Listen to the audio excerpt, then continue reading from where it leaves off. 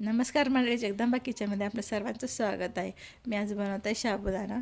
1-1.5 वाटी साबुदाणा भिजवून ठेवला होता आणि शेंगदाणे, हिरवी मिरची हे सगळं भाजून घेतलेलं आहे आणि मिक्सरमध्ये अर्ध बोबडं वाटून घेतलेलं आहे. एक अर्धा चमचा सेंधव मीठ पण घेतलेलं आहे. 2 चमचे तेल घेतलेलं आहे आणि हे तेल थोडंसं कडक झालं की मग त्याच्यामध्ये साबुदाणा परतून घेत आहे. ही साबुदाणा हलवून घेत आहे चांगला आणि मस्त असा साबुदाणा तयार झालेला आहे.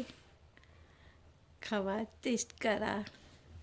मी खाऊन बघते, तुम्हीही बनवून बघा. कसा आवडल्यास लाईक करा, शेअर करा, सबस्क्राईबर करा आणि तुम्ही बनवून खा. थँक्यू. धन्यवाद.